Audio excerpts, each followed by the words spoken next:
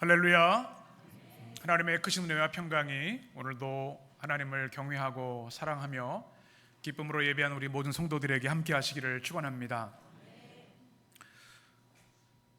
우리가 인생을 살아가다 보면 힘들고 어려운 순간들이 찾아오게 마련입니다.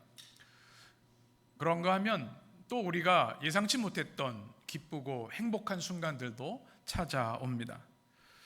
또 기쁘고 행복한 순간 중에서도 내가 전혀 예상치 못했던 사건을 통해서 너무나 큰 기쁨과 행복을 경험하는 순간들도 우리에게 있습니다. 아마 여러분에게도 그런 시간들이 있으실 줄 믿습니다. 정말 생각도 못했는데, 상상도 못했는데 이런 좋은 일이 내게 일어나다니 너무나 좋아서 환호성을 지르고 춤을 추는 그런 순간들 말이죠. 우리 성도들에게 그런 삶이 많이 있게 되시기를 축복합니다.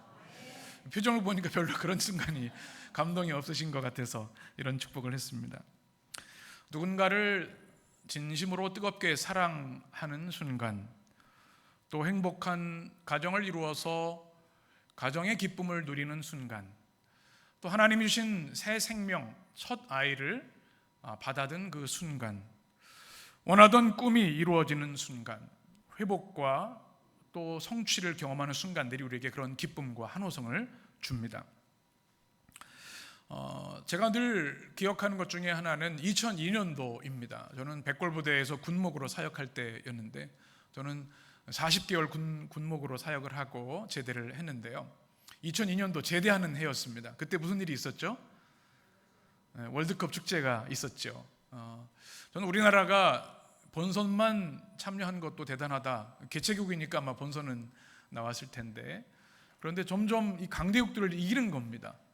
이탈리아, 스페인, 사진이 나올 때가 된 사진을 한번 보여주시면 그때 그 감격을 지금도 잊을 수가 없습니다. 아니, 우리나라가 4강까지 간다고? 그때 참 행복해했던 기억이 납니다. 어떻게 이런 일이 있는가, 그런 생각을 해 보았습니다. 그리고 또 캐나다에서 제가 토론토에서 목회를 할 때는 동계올림픽이 밴쿠버에서 있었는데, 김연아 선수가 우리나라 사상 최초로 동계올림픽 그 피겨스케이팅에서 금메달을 딴 겁니다. 얼마나 좋은지 모르겠는데 막 박수를 치고 우리 성도들하고 하고 어깨 동무하고 막 그랬던 기억이 납니다. 또 식당에 가면 캐네디언 친구들이 한국 사람인 걸 아니까 너무 축하한다고, 정말 예술적인 나라라고 막 이런 얘기를 들었던 그런 기억이 얼마나 좋은지 모릅니다. 제가 우리 교회 부임을 해서 처음에 가졌던 기도와 소원은 이 우리 3층 성전은 반 정도만 좀 차도 참 좋겠다. 9년 전에 그런 마음과 기도가 있었습니다. 그런데 어느새 하나님께서 이 성전을 가득 채워 주셔서 그때 얼마나 또 감사와 감격이 있었는지 모릅니다. 코로나19 때문에 우리가 집합 제한명이 있었지 않습니까? 그래서 10명만, 방송을 위한 사람들만 모여서 예배 드릴 때는 다시 성도들의 얼굴을 언제 볼 수 있을까? 그런데 어느 순간 또 성도들이 함께 모여서 예배 드릴 수 있어서 회복되는 예배 회복을 보면서 너무나 기뻤던 순간들을 지금도 기억을 합니다. 또 지난주 우리 지방회를 통해서 우리 장로님들이 안수를 받으시는 모습을 보면서 참 감사했습니다. 사진을 몇 장, 우리 이제 4호, 5호 안수 장로님들이시죠. 우리 이용용 장로님을 시작으로 해서 우리 장로님들이 안수를 받으셨는데, 우리 교회 찬양대가 찬양을 하고 장로님들이 또 안수를 받으시는 모습을 보면서 하나님께서 이렇게 큰 축복을 주셨구나, 그런 감사와 감격의 순간을 경험할 수 있었습니다. 아마 여러분에게도, 여러분 개인에게도, 개인 가정에도 그런 순간들이 있으실 겁니다. 정말 내가 이렇게 좋은 일이 있을 줄은 몰랐는데 이렇게 기쁜 일을 하나님께서 내게 주시다니, 그 감사와 기쁨을 우리가 누리는 순간들이 분명히 있다는 것이죠. 우리 인류 전체 역사에도 있습니다. 우주의 역사 중에 가장 뜻밖의 기쁨의 소식, 그 역사의 한 순간은 바로 우리가 이야기하는 유앙겔리온이라는 사건입니다. 그게 뭐죠? 바로 복음이라는 뜻입니다. 제가 여러 번 말씀드렸죠. 복음, 예수 그리스도. 우주 전체 인류의 역사 가운데 하나님이 인간의 몸을 입고 이 땅에 오신 성육신의 사건, 예수님께서 십자가에서 온 인류의 죄를 위해 대속하신 십자가와 부활의 사건, 이것을 우리는 유앙겔리온, 더 가스펠이라고 얘기를 합니다. 단 하나의 기쁜 소식, 뜻밖의 기쁜 소식입니다.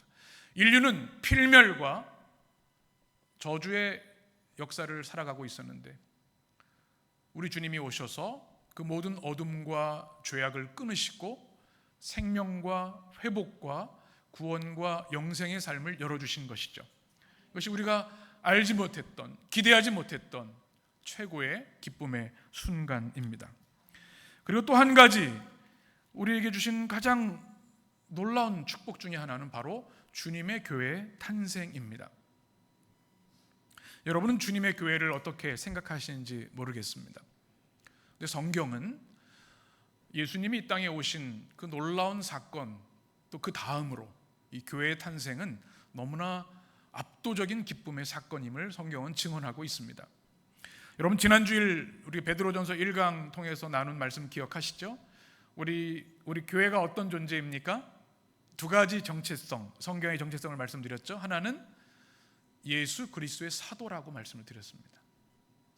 교회가 자기 힘을 과시하고 자기의 영향력을 과시하는 존재가 아니라 우리가 존재하는 이유는 우리를 위해 십자가에 죽으시고 부활하신 예수 그리스도, 그분의 사도가 되는 것이죠. 이것은 목회자만 그런 것이 아닙니다. 그리스도의 보혈로 구원받은 모든 주의 백성들은 그리스도의 사도, 아포스톨로스로 살아가야 되는 겁니다. 보내신 분이 있다는 뜻이라고 말씀드렸죠. 보내신 분이 우리를 다시 부르는 날이 있고 우리에게 주신 그 사명을 어떻게 감당했는지 마지막 때 주님이 말씀하신다는 사실을 같이 나눴습니다. 그래서 우리는 그리스도의 사도로 살아가야 합니다. 또 하나는 뭐죠? 흩어진 나그네. 우리 어르신들도 그렇고 설교 끝나고 나서 우리 인생이 나그네 인생이죠, 이렇게 얘기를 하시더라고요. 설교를 잘 들으신 것 같아요. 파라피데모스라고 하는 단어라고 말씀드렸습니다. 이것은 낯선 외국인, 잠시 다른 나라에 사는 체류민이라는 뜻을 가지고 있습니다.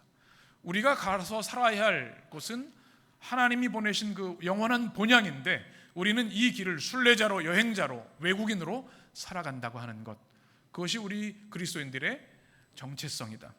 우리가 가야 할 그날, 주님 부르시는 그날까지 우리는 이 땅에 주신 사명을 감당해야 된다. 이제 오늘 주시는 말씀은 그럼 이 흩어진 나그네, 그리스도의 사도인 교회는 어떻게 탄생했는가, 이 교회는 어떤 존재인가를 우리에게 말씀해주고 있습니다. 그리고 이 교회의 탄생이 우리 인생에 너무나도 큰 축복과 기쁨의 사건이라고 우리에게 말씀하고 있습니다. 여러분, 교회가 영광스러운 공동체라는 것 생각해 보신 적이 있습니까? 오늘 설교 제목이 교회 위대한 영광의 공동체 이렇게 되어 있습니다. 그런데 1세기 교회, 이 베드로 사도의 서신을 받는 1세기 성도들, 지금으로 보면 터키 지역이죠, 소아시아 지역에 흩어진 성도들의 모습은 참으로 초라했습니다.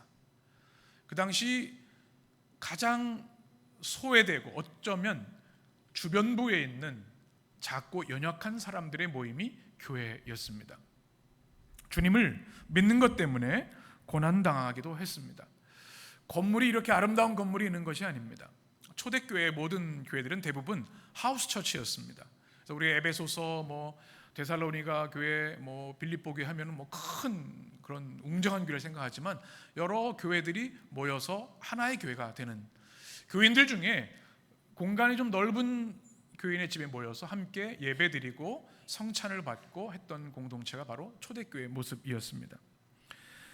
1세기 교회 예배 이야기라고 하는 책, 제가 예전에 소개해드린 적이 있는데, 로버트 뱅크스라고 하는 신약학자, 최고의 신학학자 중에 한 사람인데요, 이 표지에 보시면 그냥 평범한 가정에 모여서 말씀을 듣고 예배드리고 아이들은 잠을 자고 놀고 그러다가 성찬 시간이 되면 다시 성찬을 받고, 또 먹을 것이 없어 굶주린 성도가 있으면 아가페라고 하는 풍성한 사랑 식탁을 나눈, 이런 것이 초대교회의 모습이었습니다. 교회 건물, 재정, 인원 이런 것이 마땅히 없는 그런 상황이죠. 뿐만 아니라 로마 제국의 잔혹한 핍박이 있던 시대입니다. 우리가 잘 알고 있는 네로 황제, 그죠? 예수 믿는 것 때문에 사람들이 감옥에 갇힙니다. 왜요? 로마 제국에서는 로마 황제만 하나님이기 때문에, 퀴리오스라고 부를 수 있는 사람은 오직 로마 황제인데 그리스도인들은 결코 로마 황제 숭배에 참여하지 않고 나사렛 예수 그리스도만이 나의 주님이심을 고백했기 때문에 핍박을 받았습니다. 감옥에 가고 아이들이 학교에서 쫓겨나고 직장에서 쫓겨나고 장사할 수 없는, 길드에 들어갈 수 없는 그런 참혹한 삶을 살았습니다. 사자의 밥이 되기도 하고 감옥에 평생 살기도 했습니다. 그런데 이 교회가 위대하군 영광의 공동체라고요? 1세기 성도들은 이 말씀을 들으면서 우리 현실은 그렇지 않은데 이런 생각을 했을 것입니다. 그럼에도 불구하고 그들은 죽으면 죽으리라고 하는 순교자의 신앙으로 믿음을 지키기 위해서, 주일 예배를 지키기 위해서 카타콤에 들어가 예배를 드리고, 또 갑바도게 같은 경우에는 200년 동안 지하 묘지에서 세대를 거듭하며 예배 공동체를 이어갔습니다. 이 아름다운 믿음의 공동체가 어떻게 가능했는가? 1세기 교회는 작고 초라한 교회였고, 건물도 내세울 것이 없고 인력도 재정도 없었지만 이 교회는 1세기, 2세기, 3세기를 지나면서 수많은 사람들을 그리스도께 복종시키는 교회가 되었습니다. 그들이 미디어를 활용한 것도 아니고 그들이 어떤 권력을 이용한 것도 아닙니다. 그들은 그저 모여 예배드렸습니다. 그 당시에는 제대로 전도할 수 있는 상황도 아니었습니다. 그런 사람들이 이들이 도대체 어떤 사람들이길래 이렇게 매력적인 삶을 사는가? 어떻게 이 고통을 감내하면서 인내할 수 있는가? 그들이 믿는 나사렛 예수는 누구인가? 이 궁금증에 나도 그 교회 가도 되느냐고 하면서 폭발적인 부흥이 일어났고 313년 콘스탄티노플 황제가 이제 로마 제국의 공식 종교로 채택을 하게 된 것이죠. 비록 가진 것 없고 초라하고 연약한 사람들의 공동체였지만 이 교회가 역사를 바꾸고 인류의 운명을 바꾼 믿음의 공동체, 그리고 2000년을 지나서 지금 우리에게까지 이루어지고 있는 것이죠. 왜 교회가 영광스러운 것인가? 특별히 반기독교적인 정서가 많은 이 시대에, 교회에 대한 부정적인 시선이 많은 이 시대에 우리 교회는 어떤 소망을 가지고 어떤 자부심을 가지고 살아가야 되는가? 오늘 베드로 사도의 말씀을 통해서 우리 모두가 믿음의 확신을 갖기를 원합니다. 왜 교회가 위대한 영광의 공동체인가? 이것은 사람이 만든 공동체가 아니라 삼위 하나님께서 친히 세우신 복되고 영원한 공동체이기 때문에 그렇습니다. 첫 번째로 우리 성경에 보면 하나님 아버지의 미리 아심으로 교회가 세워졌다 말씀하고 있습니다. 첫 번째가 뭐라고요? 하나님의 미리 아심. 이것은 하나님의 계획에 대한 말씀입니다. 오늘 2절 말씀을 같이 보겠습니다. 2절에 성부 하나님께서 어떤 일을 교회를 위해 행하셨는지 2절을 보시면 곧 누구요? 하나님 아버지의 미리 아심을 따라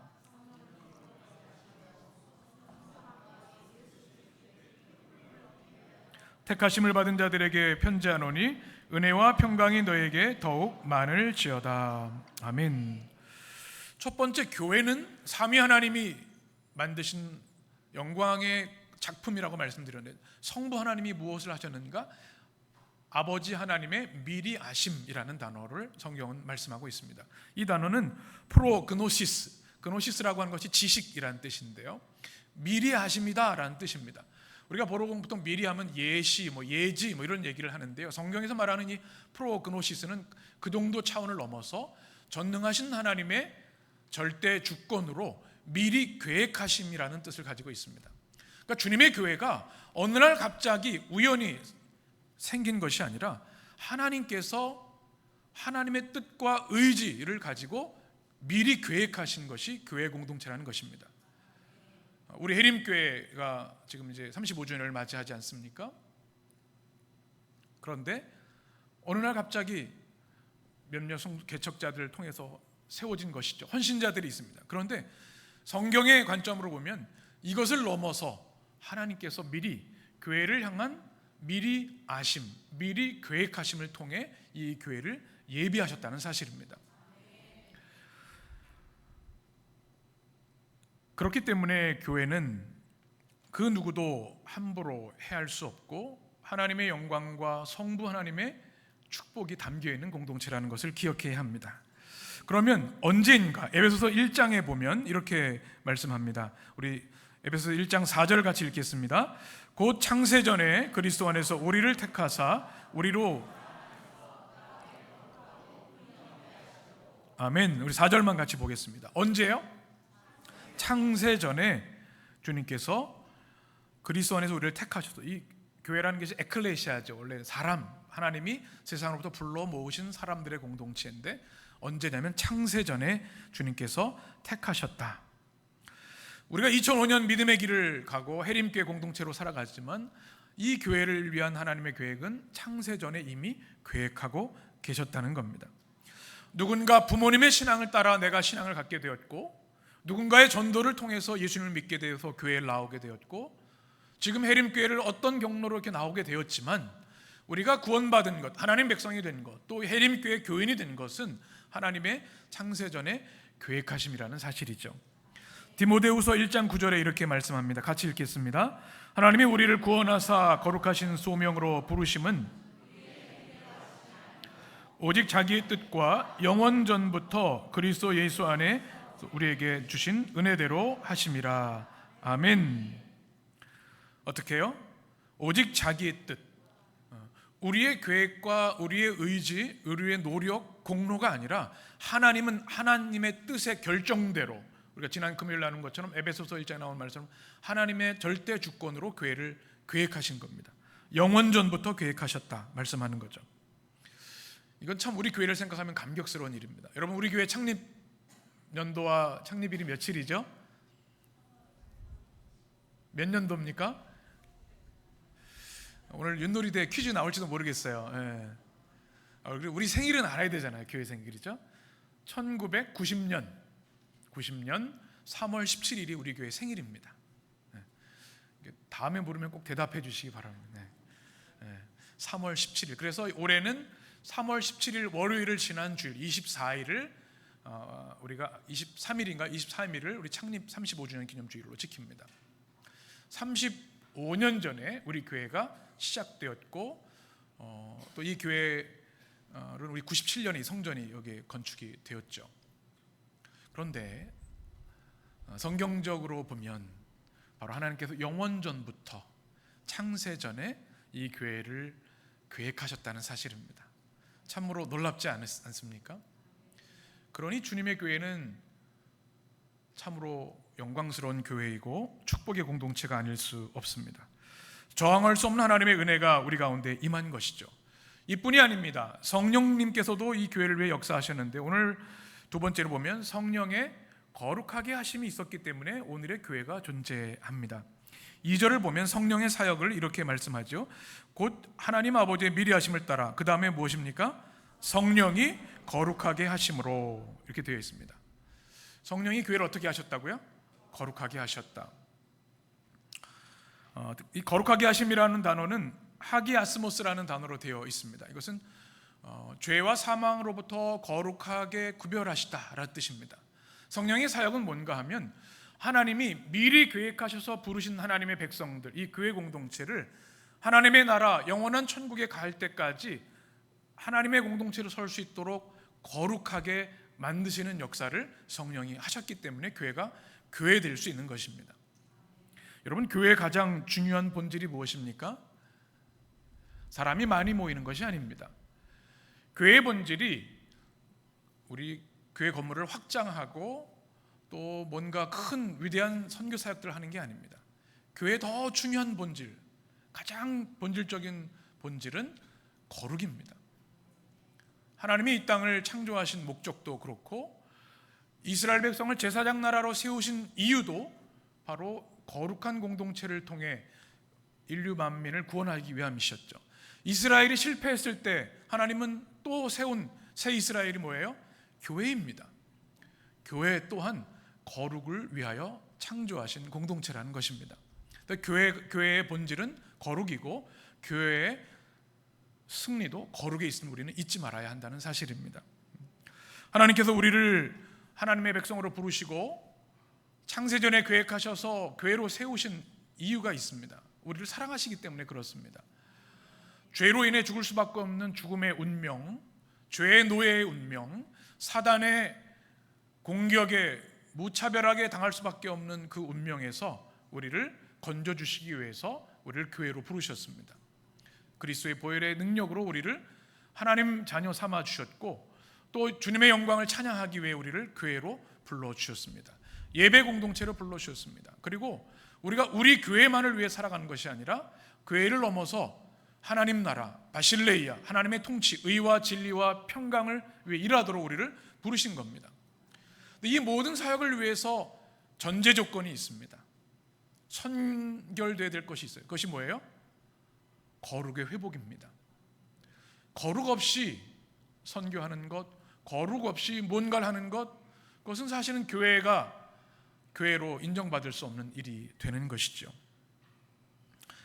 그리고 우리 성도들이 예수님의 은혜로 구원받은 이유, 우리가 거룩한 뭐예요? 성도로 살아가라고 하는 일입니다.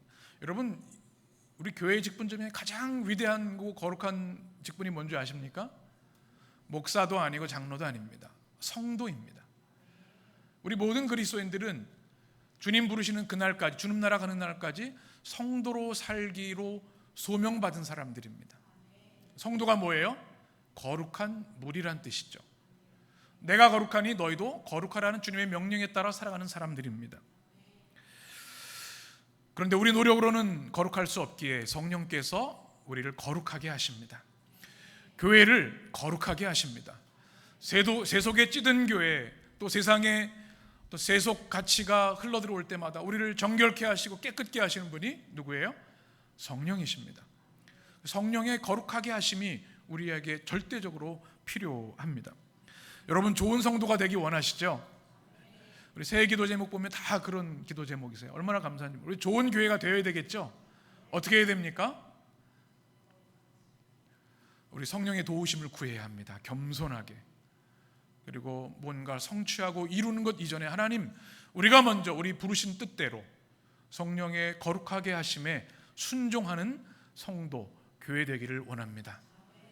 이것이 되지 않은 상태에서 하는 모든 일들은 하나님께 합하지 않은 것이라는 것을 우리는 기억해야 합니다. 수만 명이 모이는 교회를 할지라도 거룩을 잃어버린 교회는 주님의 교회가 아닙니다. 두세 사람이 모인다 할지라도 거룩을 사모하고 갈망하며 이뤄가는 교회라면 가장 위대한 교회가 되는 것이죠.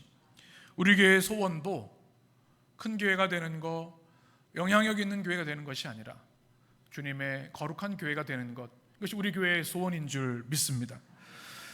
때로 이 시대의 성도들은 자기 소원의 성취를 위해 교회를 다니는 분들도 있습니다.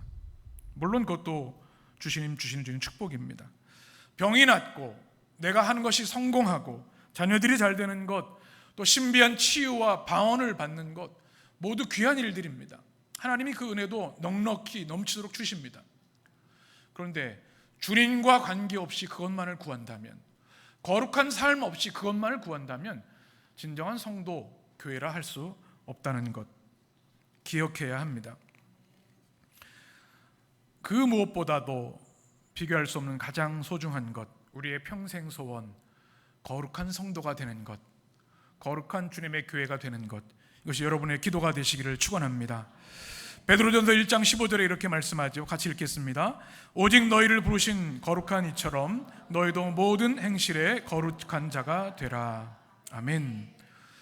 거룩한 부르심에 순종하고 날마다 성령의 거룩하게 하심의 역사를 사모하는 우리 성도들 되시기를 축원합니다. 세 번째는 삼위 하나님의 위대한 역사 중에 세 번째, 성자 예수님께서 무엇을 하시는가?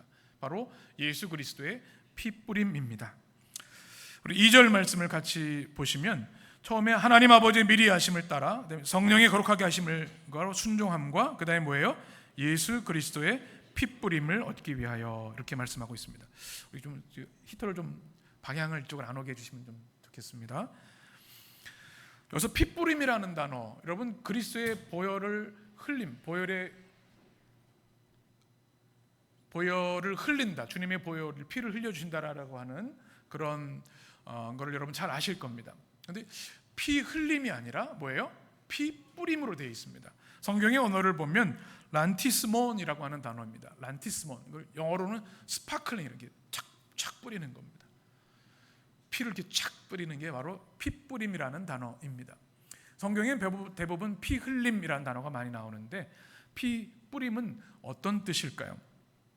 우리 아까 자막에 다시 한번 보여주시면 이 성경의 원어에 보면 이제 우리 성소에 가장 거룩한 것이 어디죠? 지성소입니다. 지성소에 속죄소가 있습니다. 법궤 위에 천사의 날개로 된 의자가 있죠. 이게 뭐예요? 보좌, 보배로운 의자, 프레셔스 체어입니다. 시은좌 또는 속죄소라고 얘기를 합니다. 수소와 또 염소의 피를 가지고 이제 우리 각을 뜨고 정결 캐고 가져가서 대제사장이 그 속죄소에다 이 피를 뿌립니다. 그때 하나님의 임재가 임하셔서 백성들의 죄를 용서해 주시는 거죠. 이게 뭐예요? 피 뿌림의 정결 의식입니다. 대제사장이 하는 것이 이것입니다. 근데 이 대제사장이 누구세요? 예수 그리스도이신 거죠. 그리스도를 예표하는 일이죠. 그리스도가 십자가에서 피 뿌리심을 위해서, 피가 그냥 조금씩 흘러나오는 게 아니라 그 피가 완전히 쏟아지는 것이죠. 그걸 인해서 속죄함을 얻는 것이 바로 예수 그리스도의 피 뿌림입니다. 더 중요한 의미가 하나 더 담겨 있습니다. 레위기 16장에 보면 이렇게 되어 있습니다. 14절에 보면 그는 또 수송아지의 피를 가져다가 손가락으로 속죄소 동쪽에 뿌리고, 쭉 말씀 보게 되면 16절에 보면 속죄하고 라고 되어 있습니다. 이것이 제가 말씀드린 속죄함의 의미입니다. 이어서 출애굽기 24장을 보면 이런 말씀이 있습니다. 모세가 하는 말씀인데요, 우리 같이 제가 한 절 여러분이 한 절 교독합니다. 모세가 피를 가지고 반은 여러 양푼에 담고 반은 제단에 뿌리고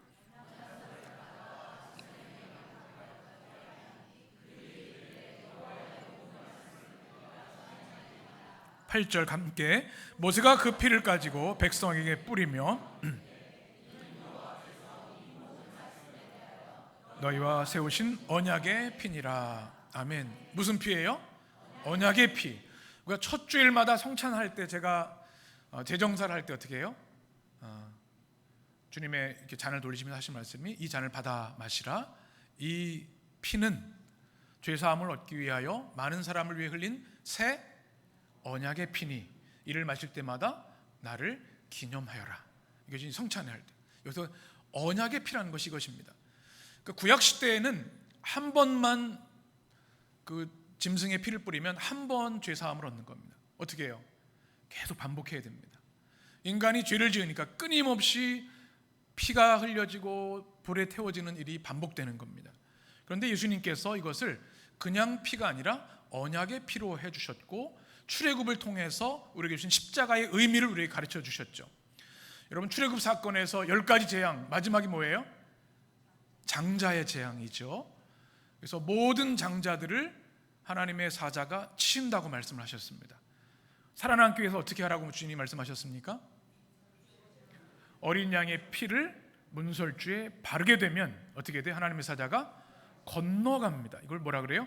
유월, 패스 오버. 그래서 그것을 유월절이라고 하죠. 사순절에 우리가 경험을 합니다. 우리가 다 죽어야 되는데 그리스도의 피가 우리에게 뿌린 바 되었기 때문에 우리는 유월해서 영원한 생명을 얻게 되는 것이죠. 출애굽을 통해 이스라엘 백성이 자유와 해방을 경험한 것처럼 예수 그리스도의 십자가 피 뿌림을 통해 우리가 죄와 죽음과 사단의 권세에서 해방되고 자유하게 된 것이죠. 이것이 뭡니까? 그리스도의 피 뿌림입니다. 주님께서 단 한 번의 완전한 희생 제물이 되셔서 하나님의 어린 양, 그분이 언약의 피를 흘려 주심으로 우리 회개하고 주를 그리스도와 주로 영접하는 모든 이들에게 이 보혈의 능력과 은혜를 주신 겁니다. 얼마나 감사한 일입니까? 이 교회가 그냥 세운 것이 아닙니다. 하나님의 계획하심, 성령의 거룩하게 하심, 그 다음에 뭐예요? 예수 그리스도의 피 뿌리심을 통해서 지금 우리가 구원받은 백성으로 예배드리고 있고 교회를 이루며 살아가는 것이죠. 여러분, 우리 교회를 생각하실 때마다 이런 마음을 가지셨으면 좋겠습니다. 우리 교회가 그리스도의 피값으로 세워진 교회라는 사실입니다. 사람이 만든 회사라면 힘들면 그냥 폐쇄하면 돼요. 그런데 주님의 교회이기 때문에, 그리스도의 피값으로 사신 거이기 때문에 우리가 교회를 지키고 교회를 세워나가게 되는 것이죠. 또 하나, 여러분 교회 오실 때마다 십자가를 바라볼 때 이걸 꼭 기억하셔야 됩니다. 주님의 교회가 세상의 공동체 다른 게 무엇이냐? 주님의 보혈의 은혜와 권능이 흐르고 있다고 하는 사실입니다. 아멘이십니까? 우리가 좋아하는 찬송가 268장, 오늘 우리 찬양에도 불렀죠. 죄에서 자유를 얻게 함은 보혈의 능력, 주의 보혈. 시험을 이기고 승리하니 참 놀라운 능력이로다. 4절은 이렇게 되어 있습니다. 구주의 복음을 전할 제목, 보혈의 능력, 주의 보혈. 날마다 나에게 찬송 주니 참 놀라운 능력이로다. 주의 보혈 능력 있도다. 주의 피 믿으오. 주의 보혈 그 어린 양의 매우 귀중한 피로다. 아멘. 하나님 주신 많은 축복들로 인해 우리는 감사하고 감격하고 찬양을 합니다. 그러나 그 모든 것을 주시지 않는다 할지라도 그리스도가 우리에게 주신 그 보혈의 은혜와 능력이 우리가 있기에 우리는 호흡 있는 동안 영원한 주님의 나라에서도 주님을 찬양해야 되는 줄 믿습니다. 주님의 보혈 때문에 우리는 교회로 모여서 주님을 예배합니다. 주님을 경배하고 주의 나라를 위해 헌신합니다. 우리 해림교회가 보혈의 은혜와 능력이 넘치는 교회 되기를 축원합니다. 목회를 하면서 때로 안타까운 일들이 있습니다. 때로는 우리 성도들이 교회를 소중하고 귀하게 여겨야 되는데 그렇게 하지 못하는 성도를 볼 때 좀 안타까운 마음이 듭니다. 세상의 친구들 모임이라든지 또 동호회 같은 거는 하면 참으로 열심히 하는데 주님의 교회는 그저 그것에 늘 있으니까 뭐 알아서 잘 돌아가겠지, 그런 마음들을 갖는 분들이 간혹 있으신 것 같아요. 우리 교회는 없으시지만 교회는 오늘 주신 말씀처럼 어떤 한 사람, 몇 명의 헌신자를 통해 세운 것이 아니라 하나님의 계획과 성령의 거룩하게 하심과 예수 그리스도의 핏부림을 통해 주신 영광의 공동체인 것을 여러분 꼭 기억하시기 바랍니다. 교회를 사랑하시고 소중히 여기시기 바랍니다. 교회가 부끄러운 일도 있고 비판받아야 할 것도 있지만 그럼에도 불구하고 우리가 어머니를 버릴 수 없는 것처럼 주님의 교회를 사랑하고 아름답게 세워가시기 바랍니다. 또 하나 안타까운 것은 우리 성도들 스스로를 나는 참 부족해, 난 아무것도 아닌 것 같아요, 때로는 열등감, 때로는 수치심, 고통 가운데 살아가시는 분들을 보면 좀 마음이 아픕니다. 우리는 우리 자신이 누구인지를 세상을 통해 규정해서는 안 됩니다. 세상 사람들은 등수로 우리를 매기고 서열로, 소유의 여부로, 사회적 위치로 우리를 평가하지만 그 모든 것들은 사실은 거짓 메시지입니다. 우리는 그렇게 세상의 것으로 가치를 매길 수 있는 정도의 존재가 아닙니다. 교회를 성부, 성자, 성령 삼일체 하나님이 세우신 것처럼 교회인 우리도 하나님의 계획하심과 성령의 거룩하게 하심과 예수 그리스도의 핏부림을 통해 여러분을 하나님 자녀 삼아 주셨기 때문입니다. 여러분, 우리 성도들은 적어도 그런 마음을 가지시면 좋겠어요. 한번 따라해 보실까요? 비교 불가. 이게 우리 성경적 가치관이에요. 나를 자꾸 누가 비교해. 옆집 뭐 아내는 뭐 이렇게 하던데, 그러면 비교 불가, 딱 이렇게 하시는 거예요. 나를 감히 어디다 비교해? 우리 어디 누구 친구 남편은 이렇던데, 비교하시면 안 돼요. 자녀들 또 다른 교회는 어떨 텐데, 아니죠. 그죠? 우리 하나하나는 비교할 수 없는 유일한 하나님의 창조물들입니다. 또 한번 따라해 보실까요? 대체 불가. 맞습니까? 옆에 있는 분 대체 불가하는 거예요. 누가 없으면 다른 사람 채우면 되지. 그게 아니에요. 기계 같으면 부속품 새로운 거 넣으면 되지만 교회 공동체는 모든 공동체 지체들이 다 하나 되어서 톱니바퀴처럼 연결되어야 하는 겁니다. 여러분, 이 시대의 가장 큰 죄악이 뭔지 아십니까? 하나님께 가장 큰 죄 중에 사람을 사무로 하는 것입니다. 어린아이도 때로는 사회적으로 주목받지 못하는 연약한 일들, 또 소외된 사람들, 그들을 함부로 대하는 것, 기계처럼 부속품처럼 대하는 것. 또 기업들이 그렇게 하잖아요. 그렇죠? 그냥 대체해버리고 말잖아요. 그런데 하나님 창조하신 주의 백성들은 대체 불가의 존재라는 사실 기억해야 합니다. 우리는 돈으로 가치를 매길 수 없는 존재입니다. 옆에는 한번 보시겠어요? 그런데 굳이 만약에 돈으로 환산한다면 옆에 있는 사람 얼마 정도 될 것 같으세요? 5천 원이요? 5천 원. 네. 여러분, 세상에서 가장 비싼 그림이 뭔지 아십니까? 한번 자막을 보시면 레오나르도 다빈치의 구세주라는 작품인데요. 얼마일까요? 5,568억입니다. 예수 그리스도죠. 세상의 구원자 살바토르 문디라고 하는 이 작품, 5천억이 넘는 작품이에요. 그림 하나가. 2위는 피카소의 알제리아 여인들 2,217억이고요. 쭉 이렇게 나와 있습니다. 그림 하나가 참 대단하죠. 그리고 뱅크시라고 하는 우리 알죠? 소녀, 풍선을 든 소녀라는 이게 17억인데요. 이거를 파쇄한 것이 또 행위예술이 되어서 320억으로 가격이 올랐답니다.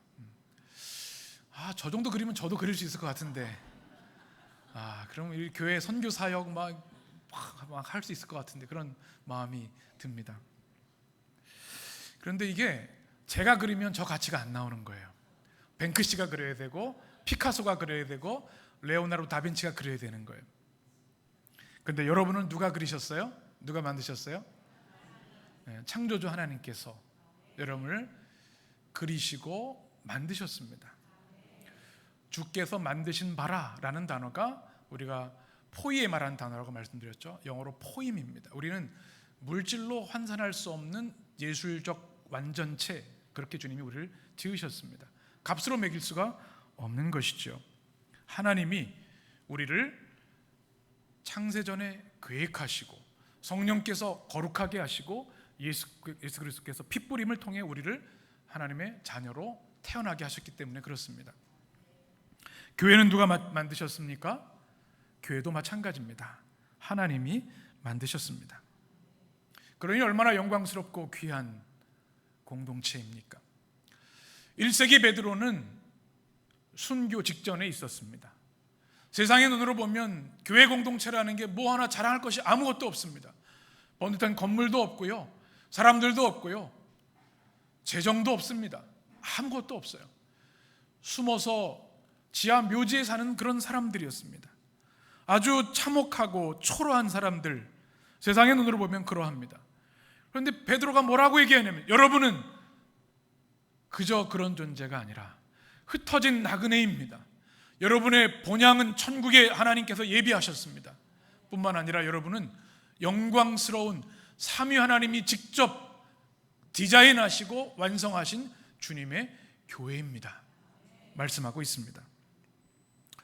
여러분, 이 교회를 우리가 선물로 받았습니다. 우리 옆에 있는 분에게 축복하실까요? 당신이 교회입니다. 당신이 해림교회입니다. 아멘이시죠? 네. 여러분, 교회를 어떻게 해야 돼요? 사랑해야겠습니다. 교회를 소중히 여겨야겠습니다. 교회를 두렵게 여겨야겠습니다. 삼위 하나님께서 만드신 이 공동체를 누가 해하고 무너뜨릴 수 있단 말입니까? 십자가를 두려워하고 경외하는 마음이 있어야 하고, 사람의 뜻으로 움직이려고 하는 인간의 탐욕과 욕심을 버려야 하는 것이죠. 하나님의 계획하심, 성령의 거룩하게 하심, 예수 그리스도의 핏부림을 통해 교회로 세우신 여러분 한 사람 한 사람, 그리고 우리 해림교회를 사랑하고 또 교회를 아름답게 세우며 이 땅에 아직 그 놀라운 영광의 비밀을 모르는 이들에게 주님의 복음을, 유앙겔리온을 전하는 주의 백성들 되시기를 축원합니다. 기도하겠습니다.